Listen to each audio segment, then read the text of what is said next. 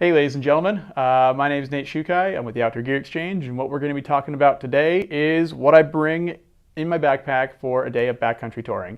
This is what I bring. You will figure out what you will bring once you get more time out there, but think of this as like a checklist and where you should start should you get into it. Once you get your ski gear sorted, you should probably get some snow safety equipment in case an avalanche happens. Starting with a shovel. You want it to be able to fit in your backpack, and you want it to be made of metal, so if an avalanche does happen, you can use that hard edge to cut through any debris that it may have deposited so you can get to your friends. Then you have your probe, and this is once you get near your friends, you can pull this out and it extends really far, and then you can use this to drive into the snow and see exactly where your friends are. And then to find your friends, you need a beacon. This beacon is going to be either worn on your chest with this harness that it comes with, or some snow pants have dedicated pockets for this beacon. It should not be in your backpack because you need to get to it easily. All of this gear is absolutely necessary to have in the backcountry, but without the proper training, it's almost useless. So make sure you take that AVI 1 course so you can get an idea of how to use it before you go in the backcountry and have some awesome adventures. To that effect, having a first aid kit with some necessary first aid supplies is nice to have with you.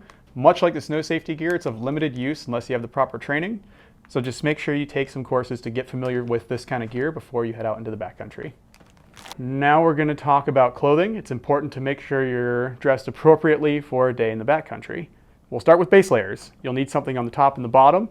And the first one we'll talk about is a synthetic layer. They're lightweight, they're wicking. And some people prefer them for that. The other option is wool. It's warm. If it's wet, it'll still keep you warm to a degree. The most important thing is that you don't wear cotton. Cotton will hold moisture that your body sweats out, and once the moisture gets into that cotton, it'll just hold it against you and you will get cold very quickly. Moving on from base layers, you'll want a mid layer. A mid layer is something that's going to be a little bit thicker and more insulating than a base layer, and really anything that has some sort of insulation will do. Again, no cotton. For the outermost layer, a hard shell that's waterproof and windproof is ideal. Insulation is something that you could do if it's incredibly cold out, but you want to stick with a shell for most cases just because you're going to be wearing a lot of layers already, and more insulation is only going to make you sweaty. For pants, you're going to want to use something that's more like a soft shell as opposed to a hard shell, because on the way up you're going to be producing a lot of heat, and if you have all that heat trapped in your snow pants, it's going to get real warm real quick. So something that's breathable and windproof is ideal. And then lastly, you're going to need some gloves. The black ones here are liner gloves. They're probably what you're going to be wearing on the way up. They're thin, they'll give you some degree of warmth, but they'll let all that heat escape from your hands. On the way down, you might use some of these Kinkos. Basically, you want something that's waterproof, something that's insulated, and something that'll keep your hands warm on the way down when you're not exerting yourself as much. Then moving on to your head, which is important. If it's a warm day out, a hat is just fine. Something to keep the sun kind of out of your eyes, keep a little bit of warmth in there, totally cool.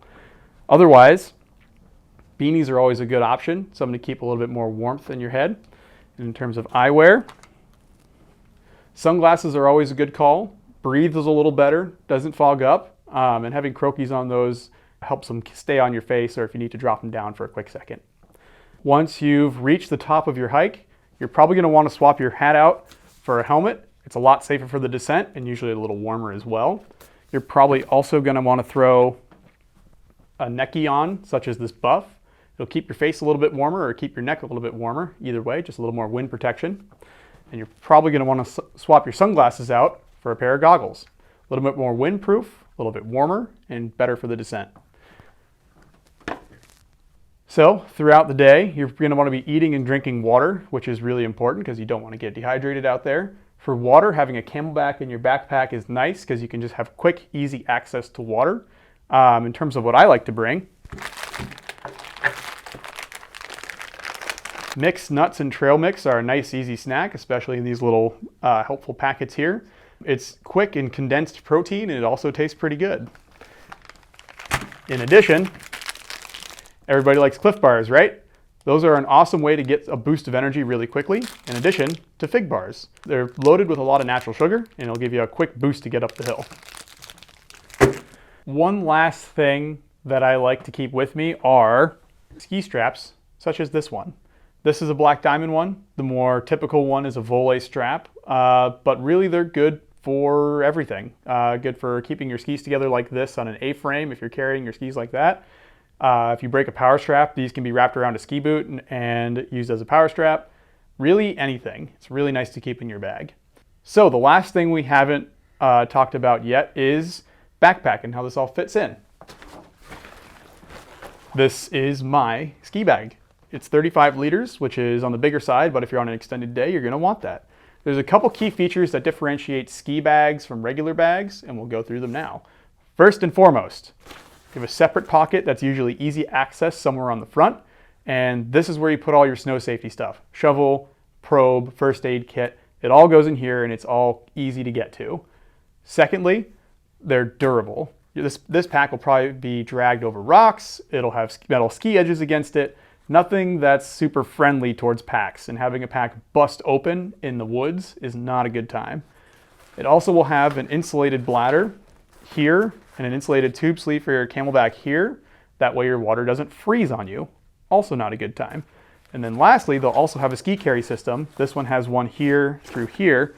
So if it gets a little bit too steep for your skins, you can take your skis and just slide them through there, and that way you can carry them on your back if need be. Believe it or not, everything we've talked about with the exception of what I'd be wearing can fit in this backpack. And we're gonna do that right now.